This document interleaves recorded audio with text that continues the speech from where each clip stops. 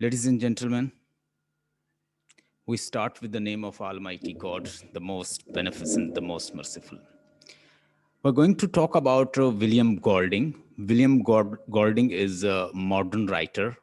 He was born around about 1911. 1911 को पैदा हुआ ये राइटर और 1993 में इस राइटर की डेथ हुई है. इसने दोनों वर्ल्ड वार देखी हैं, 1914 से लेके 1918 और दूसरी मैंने बताई 1939 से 1945. सेकंड वर्ल्ड वार के अंदर क्या होता है? फर्स्ट वर्ल्ड वार में मतलब ट्रेंचेस के अंदर लोग बैठे हुए हैं, उधर से दूसरे सोल्जर मारते थे, इधर से दूसरे सोल्जर एक दूसरे को, सोल्जर्स को ज्यादा नुकसान हो रहा था और बॉर्डर्स के ऊपर जो वार थी वो स्पेसिफिकली हिट कर रही थी बॉर्डर्स एरिया को, सोल्जर्स को, आर्मी को. लेकिन सेकंड वर्ल्ड वार के अंदर उन्होंने आम लोगों के ऊपर भी मार्टर, शेल और उस तरह की एटॉमिक बम भी गिरा दिए थे. अब उससे ज्यादा लोगों का नुकसान हुआ. फर्स्ट वर्ल्ड वार के अंदर एक शख्स जो है वो जर्मनी के हॉस्पिटल में एडमिटेड है और वो बार बार कह रहा है कि मैंने जर्मन के लिए लड़ना है और मुझे जल्दी से, डॉक्टर आप मुझे जल्दी से ठीक करें, मुझे बताइए मैं कब ठीक हो जाऊंगा.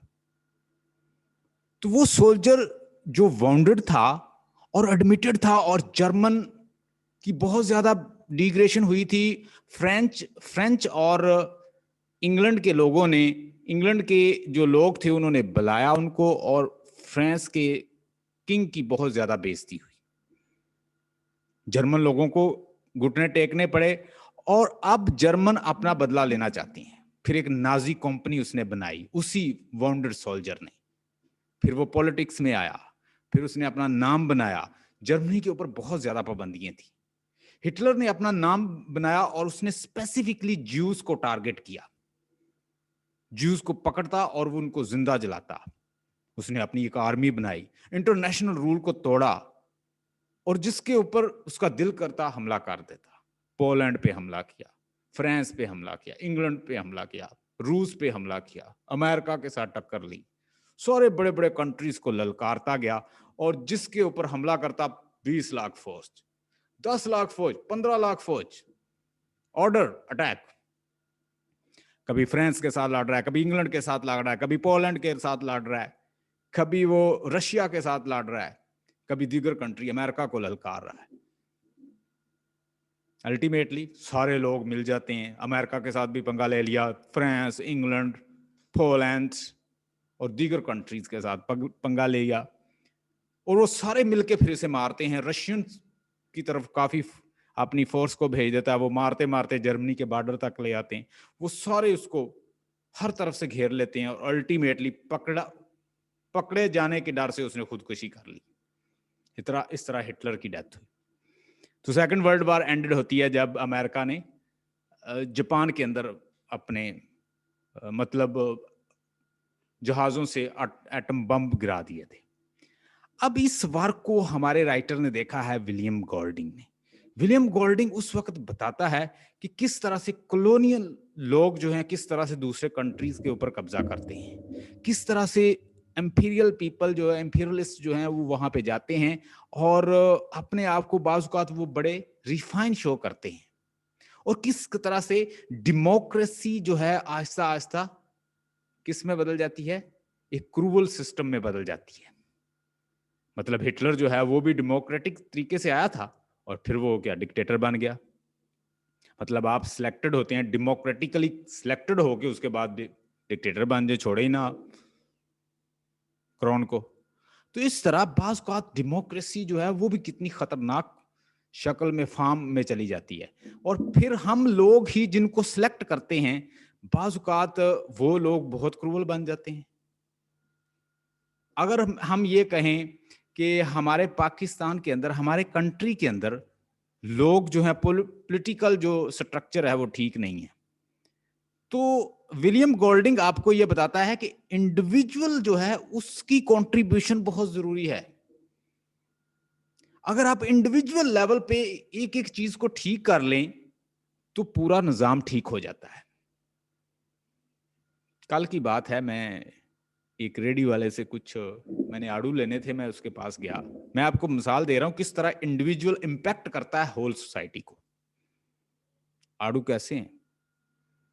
150। ओके, 2 किलो जो है अपनी मर्जी से अच्छे अच्छे जो है वो शॉपर में डाल दो।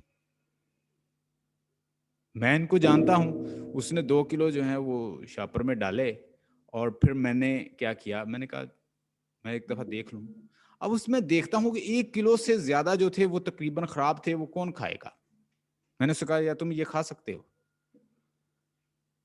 Sorry, what for what sorry, you don't know these this fruit have to have to be eaten by by children, by humans। अब ये जो फ्रूट है ये बच्चों ने खाना है, ये इंसानों ने खाना है, तुम नहीं खा सकते, तुम लोगों को कैसे देते हो? How are you going to give to the human, to other people? जो चीज आप खुद नहीं खा सकते वो लोगों को कैसे खिला सकते हो? How do you expect that you are unable to eat something and you think that other people should eat? और तुम अपने आप को अच्छा समझते हो, you consider you are good people, and William Golding say that the thing is that as long as we improve our individual, at individual level we improve, we can form good society. As long as we don't improve at individual level, we can never ever expect to form a good society. आप good structure, critical structure भी खड़ा नहीं होता जब तक आप individual level पे लोगों को ठीक नहीं करते। मिसाल के तौर पर हम चंद नालियां बनाने वालों को वोट दे देते हैं, तो आप कैसे एक्सपेक्ट करते हो कि वहां से अच्छे लोग आएंगे? इसके अंदर आपको एक एलिगोरिकल वर्क है। विलियम गोल्डिंग ने द लॉर्ड ऑफ फ्लाइज के अंदर आपको बताया है कि किस तरह से इंडिविजुअल जो है वो सोसाइटी को इंपैक्ट करता है और सोसाइटी को बनाता है। अगर आप एक पॉलिटिकल स्ट्रक्चर बनाना चाहते हो, आपको इंडिविजुअल लेवल पे मेहनत करना होगी। मैं क्लास के अंदर पढ़ाता हूं तो बाज़ औक़ात मेस क्रिएट कर देते हैं बच्चे। What happens? एक दिन मेरे माइंड में एक आइडिया आया। बच्चे कहते हैं कि पीएनबी सफाई नहीं करते, सर व्हाट टू डू?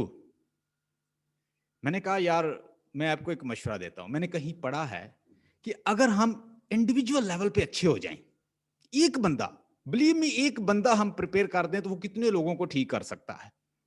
मैंने हमेशा कॉन्शियसनेस की बात की है, अवेयरनेस की बात की है। Awareness at body level, awareness at mental level, awareness at soul level, awareness at relationship level, for awareness with your and cosmic level, you and cosmic level। तुम्हारे और यूनिवर्स के दरमियान क्या रिश्ता है? तुम्हारे और वर्ल्ड के दरमियान क्या रिश्ता है? तुम्हारा बॉडी और तुम्हारा इसके साथ, क्या तुम मेयर बॉडी हो या something more than body? Or you soul are more than soul? Or you mind are more than mind? Or you mere thought and heap of thought and collections what you have gathered from other? क्या तुम heap of thoughts हो या थोड़ा सा पीछे हटके देखें, thought से बढ़कर कुछ हो? ये वही समझेगा जो इन चीजों को समझना जानना चाहता है। जो ये चाहता है कि मैं आया हूं खा पी के वैसे ही चला जाऊंगा जैसे मेरी पूरी जनरेशन उससे मुझसे पहले आ चुकी है और वैसे ही हम चले जाएंगे। हम नियंडरटल्स नहीं हैं, वी आर ह्यूमंस। कहते हैं कि इंसानों की 21 स्पीशीज थी। देखें आज आपको कोई चाइनीज किस तरह के लगते हैं, अंग्रेज किस तरह के लगते हैं, ब्लैक जरा देखें, इतने इतने बड़े मुंह हैं उनके, ब्लैक के, तो आज भी स्पीशीज मौजूद हैं। साइंटिस्ट कहते हैं 21 स्पीशीज थी ह्यूमन की, उससे रिफाइंड होके ये बने हैं आपके सामने जो आए हैं आज से 30,000 साल पहले। होमोसेपियन बुक पढ़ें, आपकी आंखें खुल जाएं कि where you have come from. कितना बड़ा एक मिलियन ईयर का एक प्रोसेस हुआ है, एवोल्यूशनरी प्रोसेस के बाद आप बने हैं। आपके ऊपर नेचर ने बड़ी मेहनत की है और आपका ये माइंड जो है ये बना है। पहले लोगों के पास इतना सोफिस्टिकेटेड माइंड नहीं होता था जितना आपके पास है।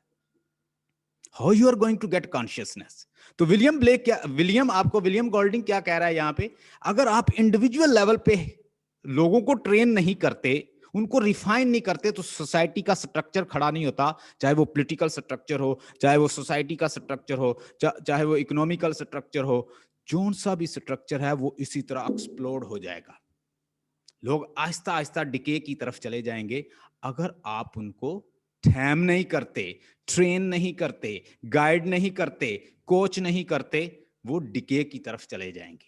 ये है विलियम ब्लेक का मेन मैसेज। और अब हम देखते हैं कि असल में ये सेकंड वर्ल्ड वॉर की इंपैक्ट्स के बारे में बताती है, और पोस्ट जो सेकंड वर्ल्ड वॉर है वो दिखाया गया, ड्यूरिंग सेकंड वर्ल्ड वॉर भी दिखाया गया, जब वो अटैक होता है उसके ऊपर।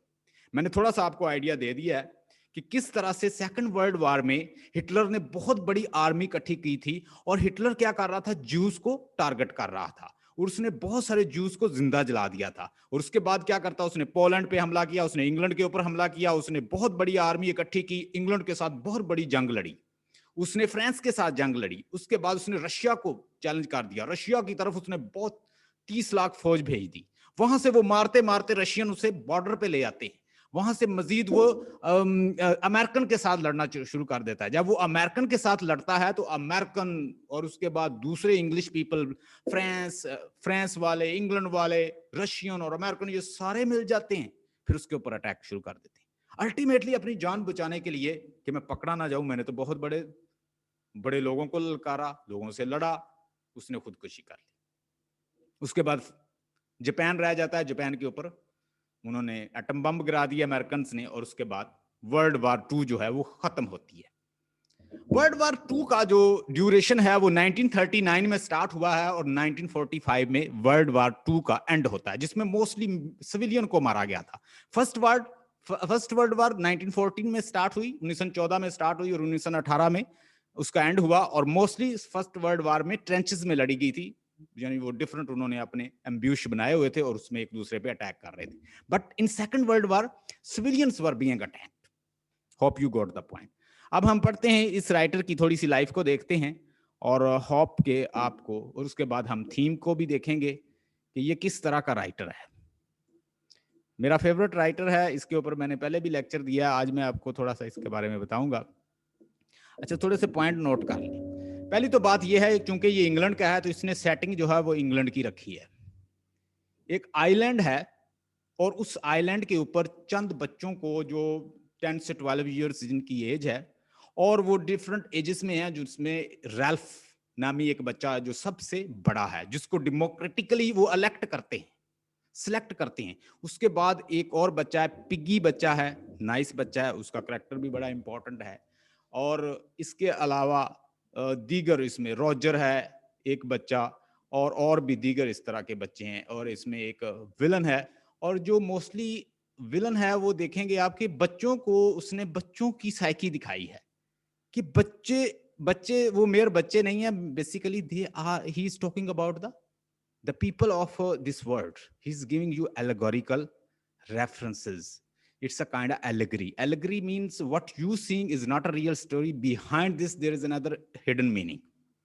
जैसे आपने ग्लेवर ट्रेवल को पढ़ा होगा, तो उसके अंदर जितने भी वो पिग्मीज और स्मॉल पीपल दिखाए गए हैं, they are just allegorical, they are allegory of the real England situation. England की जो रियल सिचुएशन थी उसकी एलेगरी दिखाई गई थी। उसके अंदर भी एलेगरी दिखाई गई है, किस तरह से एम्पिरियलिस्ट जो हैं वो किसी कंट्री के में जाते हैं और उनको किस तरह से फिर तबाह बर्बाद कर देते हैं, मतलब उसको मैनिपुलेट करने की कोशिश करते हैं। उस आइलैंड पे जाते हैं तो उस आइलैंड के जो लोग हैं उनके साथ क्या करते हैं। वहां पे इसके अंदर फीमेल कैरेक्टर नहीं है, लेकिन जिसका वो रेप करते हैं, मतलब वो जो वहां पे एक पिग है, फीमेल पिग है, उस फीमेल पिग का वो रेप करते हैं, दिखाया गया। तो female pig, who is female pig?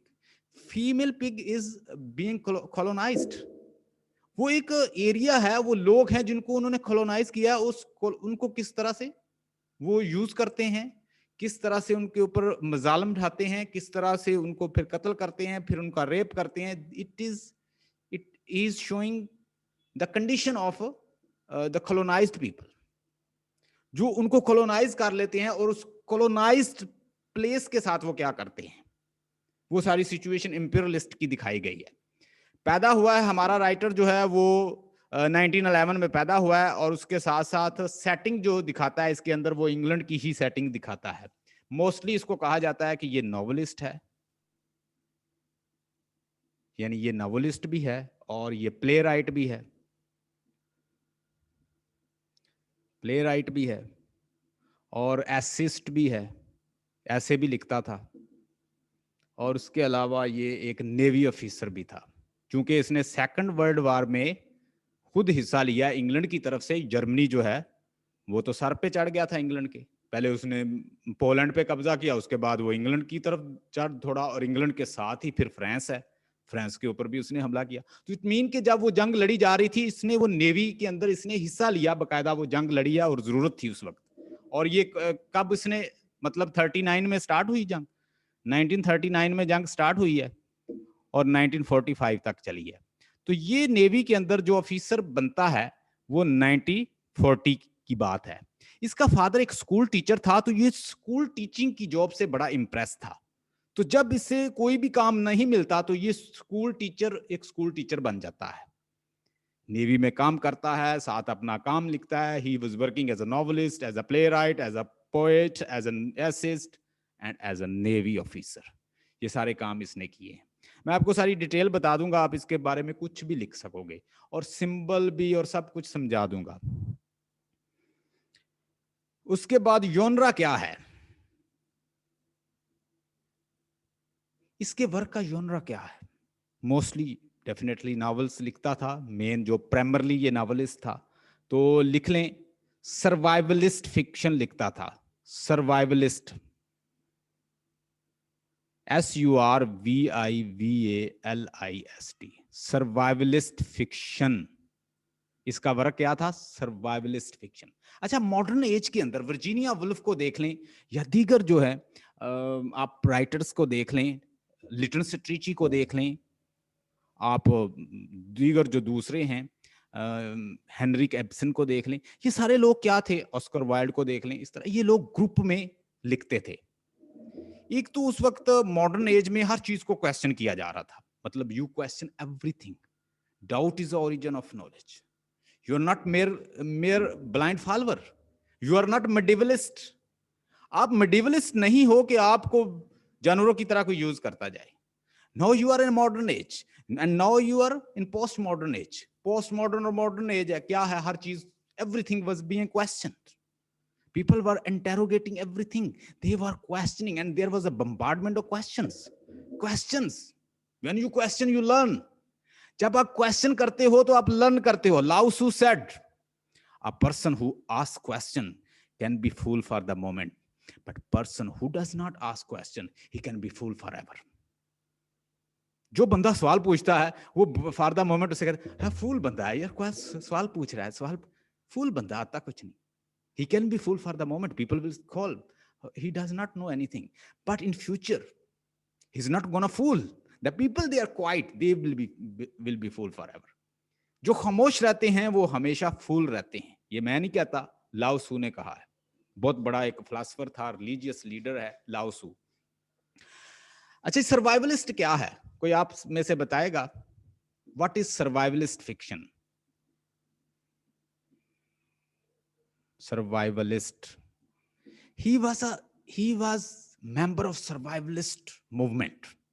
Survivalist movement, all the people, all the modern writers, they come together, they share their idea. Sometimes they are involved in other activity as well, they are involved in love affairs, they are homosexuals, and their Lytton Strachey was a homosexual.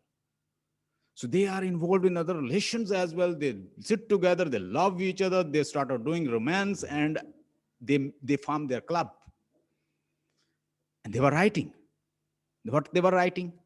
They were writing about how to survive. इस critical period के अंदर survive कैसे करना है, ये सर्वाइवलिस्ट writer की approach होती थी। कि ये क्या बताते थे, सर्वाइवलिस्ट मूवमेंट की क्या थी अप्रोच उनकी, वो आपको बताते थे कि how to defend, how to live in this critical time. ये लोगों की हेल्प करते थे, हाउ टू लिव। आपको पता है कि आप घर में बैठे हैं, अचानक हमला हो जाए, आपके बहुत सारे लोग जो हैं मारे जाएं, आपकी अप्रोच क्या होगी बताएं? आप कभी गूगल करना कि सेकंड वर्ल्ड वॉर में कितने लोग मारे गए थे, तो आपको अंदाजा होगा कि लोगों को जगह नहीं मिलती थी कि हम उनको कहां पे दफनाएं। अगर आपने फिलिप लार्कन को पढ़ा है तो उसके अंदर एक मैंने पोएम पढ़ाई है, वो आप जरा पढ़िएगा, सेकंड वर्ल्ड वॉर से रिलेटेड। आप उस पोएम को पढ़िएगा, उसके अंदर उसने कंडीशन बताई है कि जब जंग लड़ी जा रही थी तो लोग किस तरह भर्ती होने के लिए जा रहे थे, और वो अपने नाम के नेशनलिज्म के ऊपर खुद को फिदा करते जा रहे थे। लोग लड़ रहे थे, लोग अपनी जानें निछावर कर रहे थे, अपने बच्चों को छोड़ रहे थे, यतीम कर रहे थे, बीवियों को छोड़ रहे थे, everything sacrificing for the nationalism. So what is this? तो ये है नेशनलिज्म की स्पिरिट। सर्वाइवलिस्ट मूवमेंट का मेन मकसद ये था कि in this critical time how to survive. जब आप घर में बैठे, आपके सारे लोग मारे गए, आपके रिलेटिव्स मारे गए, आपके कंट्रीज, आपके टाउन्स, आपके विलेजेस उड़ा दिए गए, what will happen? How are you going to live? आप भाई कैसे सरवाइव करेंगे? आप कैसे, आपको मीनिंग्स कौन देगा? So people were worried. या तो यहां पे कोई गॉड नहीं है, अगर गॉड है तो फिर उसको, हमसे कोई उसका राब्ता नहीं है। So people were getting absurdist. They were in existentialist crisis. They're saying that this world is absurd. This world is nihilist. They involve in nihilism. They involve in absurdism, that there is no meaning in this world. So they started criticizing God, scriptures, books, Bibles, and God as well. So these people, they were telling how to live. ये सर्वाइवलिस्ट movement का main जो topic था second world war में। तो self defence इसके अंदर training भी दी जाती थी, ये सेल्फ डिफेंस ट्रेनिंग भी देते थे। नाम क्या है? विलियम गॉल्डिंग। गॉल्डिंग जो है, गॉल्डिंग ने ये जो नावल लिखा है, इसका आइडिया लिया था, उसका नाम नोट कर लें, R.M. Ballantine. R.M. Ballantine, BALLANTYNE, ठीक है, ये बैलेंटाइन। R.M. बैलेंटाइन एक राइटर था, उसने एक वर्क लिखा था कोरल आइलैंड। Coral island. अब इसके अंदर भी बच्चे हैं और बच्चों को ड्रॉप कर दिया जाता है एक ओशन के ऊपर, आइलैंड के ऊपर। उस आइलैंड पे मोस्टली जो रॉबर्स जो हैं वो अक्सर लोगों को लूट लेते हैं। विद क्रिश्चियन वैल्यूज ये जो बच्चे वहां पे ड्रॉप किए जाते हैं या उस आइलैंड में जाते हैं, क्रिश्चियन फेथ के साथ, बाइबल के साथ, अपने स्पिरिचुअल और रिलीजियस वैल्यूज के साथ उनको फतह कर लेते हैं, उन रॉबर्स को जीत जाते हैं, बुराई को खत्म करते हैं विद क्रिश्चियन वैल्यूज। तो कहते हैं कि ये एक तरह की पैरोडी भी है उसकी। इसके अलावा और भी वर्क है डैनियल डेफो का, रॉबिन्सन क्रूसो। आइलैंड से रिलेटेड जो कॉन्सेप्ट है, कहते हैं वहां से लिया है। अगर आप डैनियल डेफो के वर्क को देखें तो उसमें आइलैंड का जिक्र आया है, उससे जिक्र ये आता कहां पे आया? इसके पास आया, जोसेफ कॉनराड ने इसको यूज किया। जोसेफ कॉनराड कौन था? जिसने लिखा था हार्ट ऑफ डार्कनेस। वो भी कॉलोनियलिस्ट को हिट करता है। हार्ट ऑफ डार्कनेस अगर आपने पढ़ा हो, उसमें एक कैरेक्टर होता है मार्लो, जिसको समुद्री सफर का बहुत शौक होता है। वो ट्रैवल करता है और देखता है कि किस तरह कोंगो रिवर के अंदर वो एक इनर, आउटर से इनर सर्कल की तरफ जाता है और कोंगो के हार्ट में जाता है, और वहां पे हाथी दांत जो है किस तरह से इकट्ठे किए जाते हैं, और उन स्टेशन, इनर स्टेशन में देखता है कि किस तरह से उन ब्लैक लोगों को जकड़ा हुआ है और उनको चेन के अंदर बांधा हुआ और उनको उनसे वर्क लिया जा रहा है। They are mere puppet in the hand of the white people. They are beating, they have chained them, they are using them like an animal. तो उसको देख के वो बहुत परेशान होता है। तो उसमें भी वो सी का, आइलैंड का जिक्र किया गया। तो कहते हैं ये कॉन्सेप्ट जो है वो रॉबिन्सन क्रूसो का जो डैनियल डेफो का वर्क है उससे लिया गया है, यानी उससे फिर ओवरऑल ये यूज करता है। ये उसी के वर्क को, यानी R.M. बैलेंटाइन के वर्क की पैरोडी है, आप ये बोल सकते हैं इसको। ये इसका कहते हैं कि फर्स्ट नावल है ये the lord of lie. Lord of lie इसका क्या है, फर्स्ट नावल है, और ये बहुत कामयाब रहा, नोबेल प्राइज विनर भी है ये हमारा राइटर। ये 1945 को इसने 1954 को इसने इसको पब्लिश करवाया। कुछ वर्क जो है इसका पोस्टुमसली भी इसका पब्लिश हुआ है, मैं कुछ वर्क आपको लिखवा देता हूँ, लिख लें। लॉर्ड ऑफ लाइज इसने पब्लिश करवाया है 1954 को। इसके अलावा और भी इसके वर्क हैं, लिख लें। और इसके अंदर कितने चैप्टर हैं, how many chapters are in this? There are how many chapters? Sir, 12 chapters. 12 chapters. Yes, sir. इसके अंदर 12 चैप्टर्स हैं, ठीक है। मॉडर्न राइटर है, अगर आप हार्ट ऑफ डार्कनेस पढ़ें तो उसको उसने काफी कॉम्प्लेक्स किया।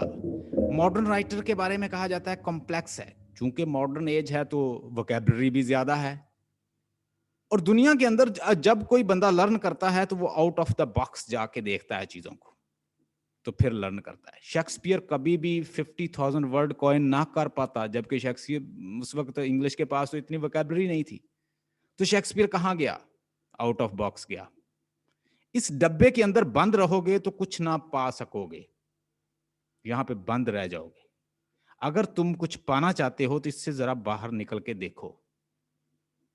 कभी मेरा लेक्चर जो है ना, आपने केव थ्योरी पे सुनना है प्लेटो की।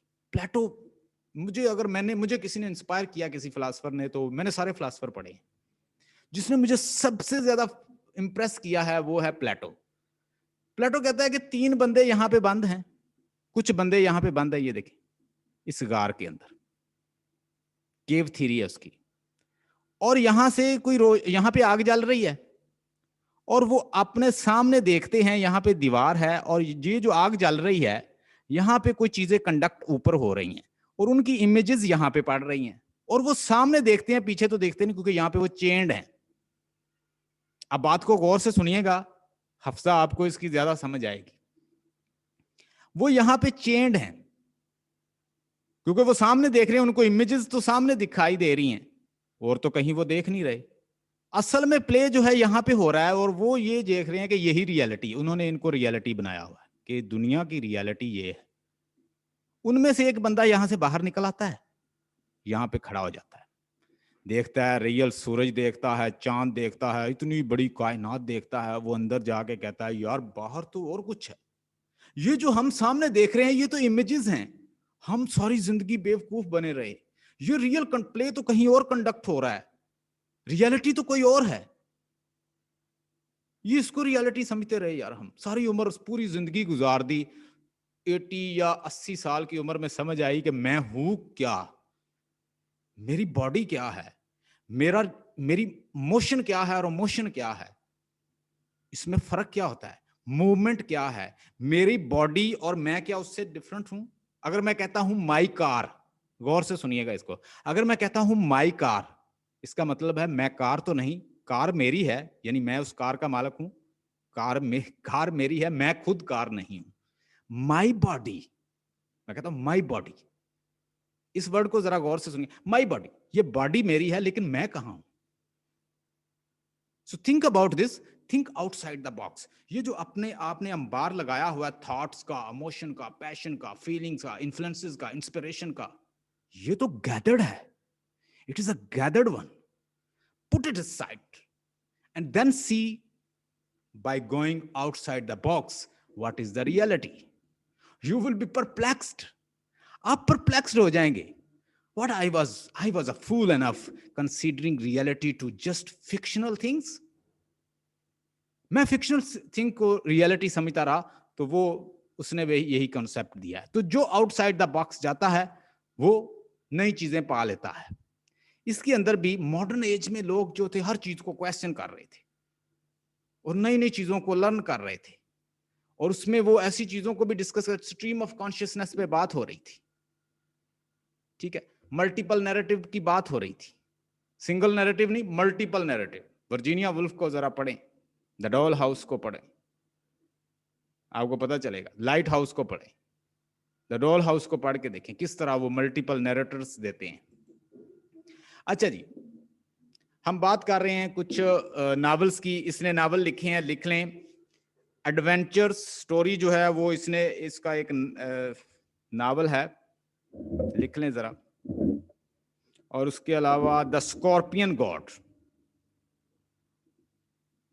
The scorpion. और इसके पूरे नावल्स के अंदर ये बात नोट कर लें, सोसाइटी को डिस्कस करता है, society versus individual, good versus evil, ठीक है, एम्पीरियलिज्म, और उसके बाद कॉलोनियलिज्म, उसके बाद क्रूएलिटी, इनजस्टिस। इन चीजों को, ये पूरे जितने भी इसके नावल हैं, इनके मेन थीम इसके यही हैं। इंसान किस तरह से क्रूवल हो जाता है, अगर ठहम ना किया जाए तो वो क्रूवल हो जाता है। अच्छा, एडवेंचर स्टोरी बताई गई है, ये जो अभी हम पढ़ने जा रहे हैं इसमें एडवेंचर स्टोरी बताई गई है कि बच्चे हैं, उनको आइलैंड पे छोड़ दिया, वो कैसे जिंदगी, अब उन्होंने टोटली मीनिंग खुद फाइंड करने हैं। और कैसे मीनिंग फाइंड करते हैं, कैसे एक डेमोक्रेटिक सिस्टम है वो आहिस्ता आहिस्ता क्या टायरेनिकल हो जाता है, और वो एक एलिगोरिकल स्टोरी है। उसके बाद थर्ड पर्सन में इसने बात की है। मतलब third person point of view क्या होता है? Third person point of view का मतलब ये होता है कि जो स्टोरी सुनाएगा वो किसी और के माइंड से बोलेगा, वो खुद नहीं बोले। अगर मैं खुद ही बोलता जा रहा हूं, अपने first person point of view से बात कर रहा हूं, तो ये आई में होगी। Third person point of view से दे, ही, शी, इस तरह की बात होगी third person point of view से। सेटिंग इसकी कैसी है? इस नावल की सेटिंग जो है वो डिजर्टेड ट्रॉपिकल आइलैंड है, डिजर्टेड ट्रॉपिकल आइलैंड है। मैंने बताया कि उसने बेसिकली ये जो आरएम बैलेंटाइन है उसके वर्क कोरल आइलैंड को उसने उसकी पैरोडी बनाई है, यानी वैसा लिखने की कोशिश की है। इसमें उसने आइडिया ऑफ बीस्ट दिया है। कोई बताएगा कि what is idea of beast? Idea of beast क्या है? What is idea of beast? बहुत बड़ा पॉइंट है इस नावल के अंदर। What is idea of beast? इस नावल के अंदर उसने आइडिया ऑफ बीस्ट दिया है।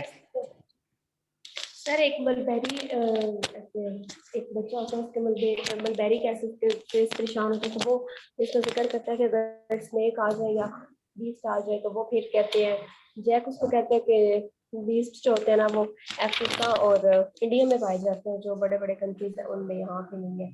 तो जब आग लग जाती है ना, जब ये लकड़ियाँ जलाते हैं तो वो सारा कुछ आग ज्यादा आग होती है, तो उसके बाद ये बच्चा फिर गुम भी हो जाता है। तो ये मलबेरी वाला जिसके पे परेशान होता है mulberry. No, I'm talking about idea of beast क्या है। क्या आइडिया ऑफ बीस्ट किसी किसी पिग का जिक्र है इसके अंदर, या किसी रियल बीस्ट? बीस्ट होता है ना खूनख्वार एनिमल, ऐसा एनिमल जो लोगों को खा सकता है, लोगों को नुकसान पहुंचा सकता है। Do you think in this novel we see real beast? We are not going to see real beast.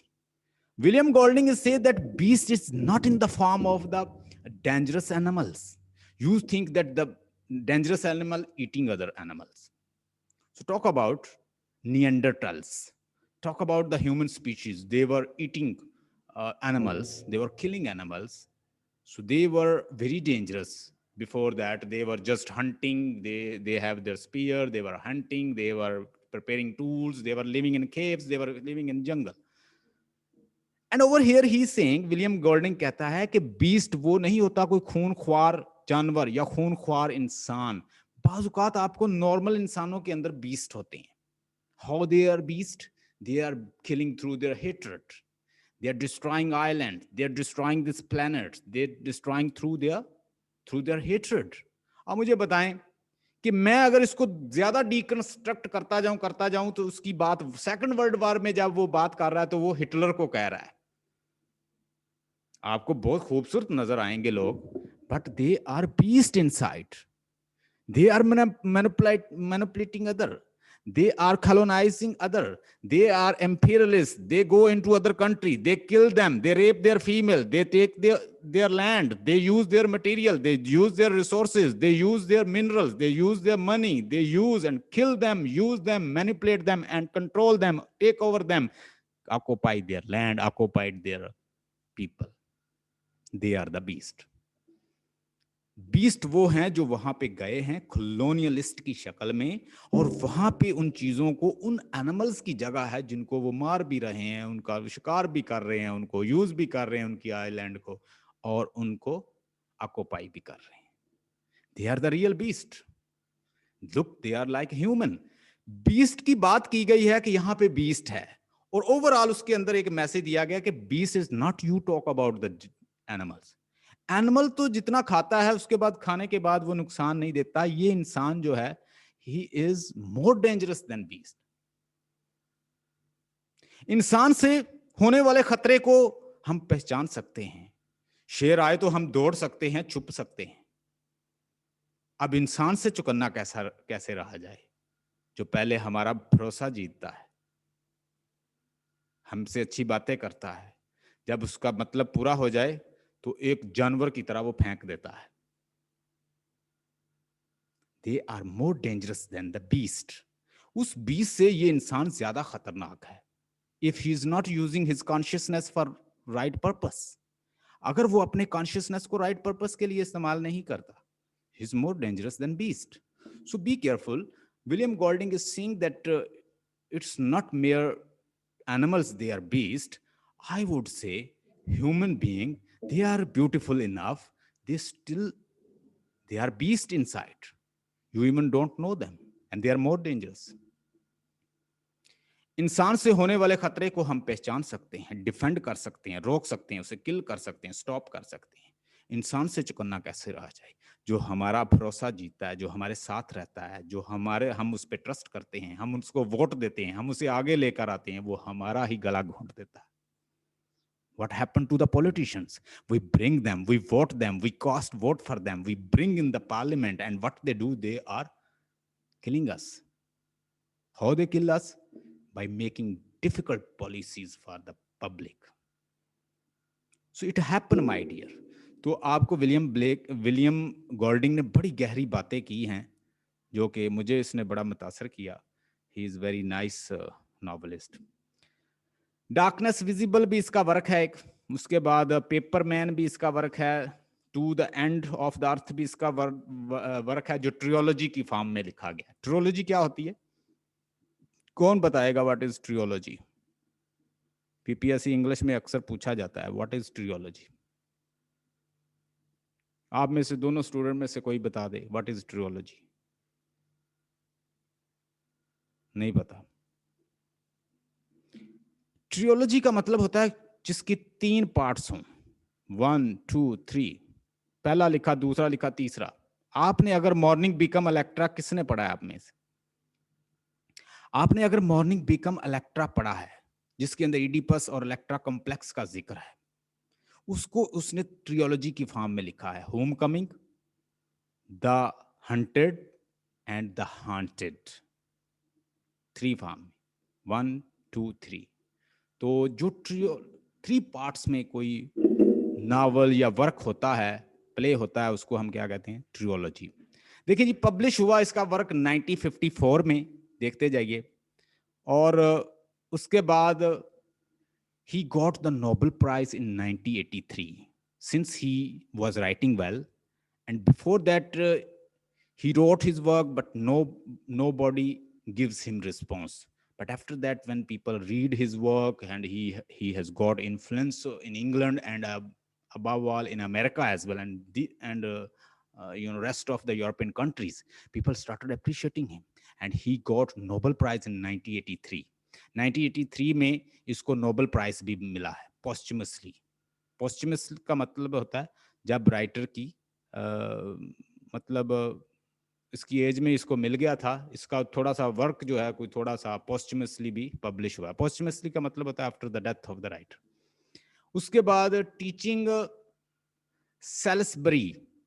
सेल्सबरी के अंदर इसने टीच किया है 1935 को, and try to write novels at 12 year old. ये 12 साल के थे विलियम गोल्डिंग जब इन्होंने प्रैक्टिस करना शुरू कर दी। किसकी? नावल लिखना, पोएम लिखना। जो राइटर्स होते हैं वो शुरू से लिखते हैं।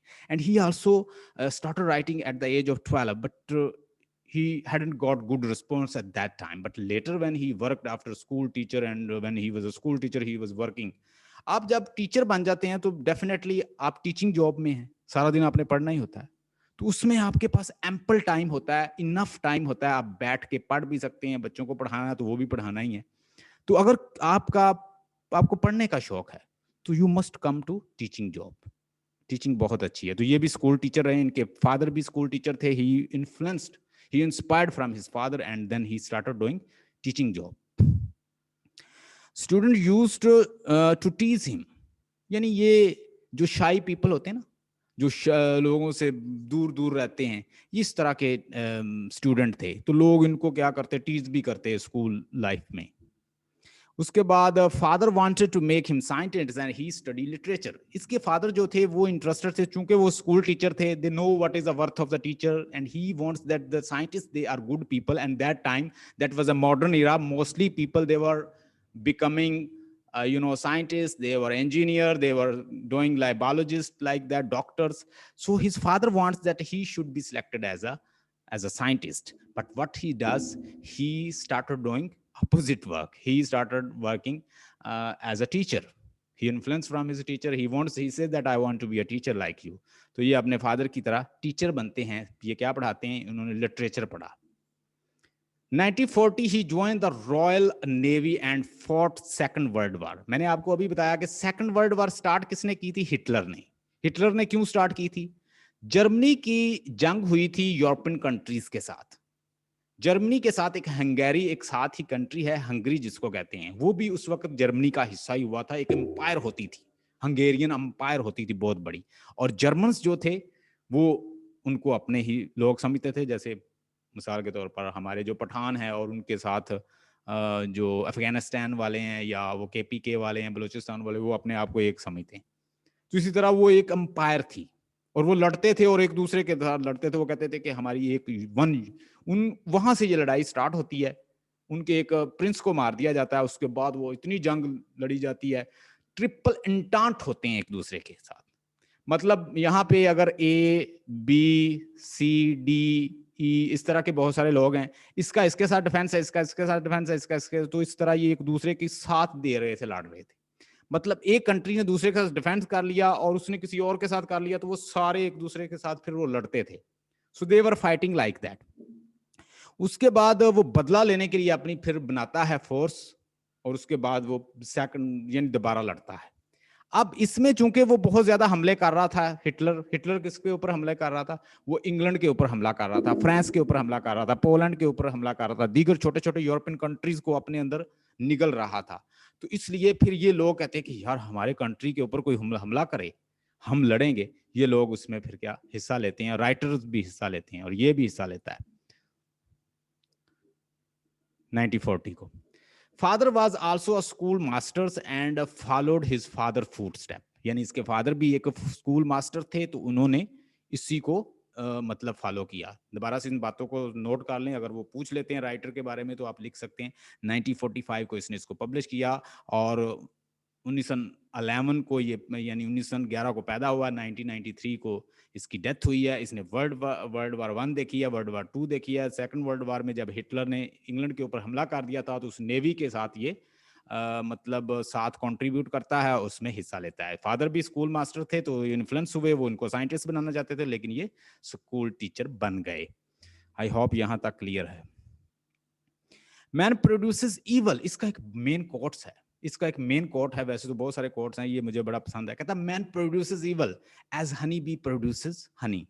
जैसे ही हनी बीज जो हैं वो हनी प्रोड्यूस करती हैं, इंसान वैसे ही ईवल प्रोड्यूस करता है। और वो तब ज्यादा ईवल प्रोड्यूस करता है जब वो अवेयरनेस और कॉन्शियसनेस हासिल नहीं करता, क्योंकि वो एक एनिमल होता है।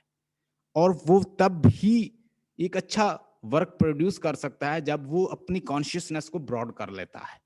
तो he say that you must tame people, tame your brain, tame yourself. एक इंडिविजुअल को टैम कर लें, वो इंडिविजुअल मतलब मेरा अब ये मौकफ नहीं है कि मैं 500 लोगों को ठीक करूं। मैं कहता हूं कि एक बंदा भी अगर मैं ट्रेन कर लेता हूं और वो फुल्ली कॉन्शियस हो जाता है, अवेयरनेस हासिल कर लेता है, वो लाखों बंदों को ठीक कर सकता है।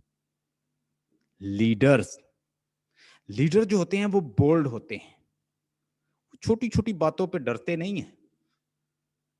लीडर बनो, be leader, not a jackal. Jackals जो होता है वो हमेशा छुपता है फसलों में, क्रॉप्स में, लेकिन लॉयन जो है वो फ्रंट पे आता है। Be lion leader and lead other people. There are millions of people, they are going to follow you. ओ भाई, मैं आपको लीडर बनाना चाहता हूं, मैं कहता हूं कि मिलियन लोग आपके पीछे खड़े होंगे। Be leader. Why are you be like jackals? आप जैकॉल क्यों बनना चाहते हो? मैरिड एन ब्रुकफील्ड इन 1939 को एन ब्रुकफील्ड से शादी करते हैं, उनमें से इनके बच्चे होते हैं, और he remained loyal to his beloved wife. उसके बाद knighted by the Queen Elizabeth two. Queen Elizabeth two जो है, उन्होंने भी इसको बड़ा एडमायर किया है, विलियम गोल्डिंग को। History of the book Lord of the Flies. Lord of the Flies जो इसकी बुक है, नावल है, वो पब्लिश हुआ है 1954 को, और नॉट इमीडिएट सक्सेस, यानी यूएसए में इसको सक्सेस नहीं मिली, लेकिन लेटर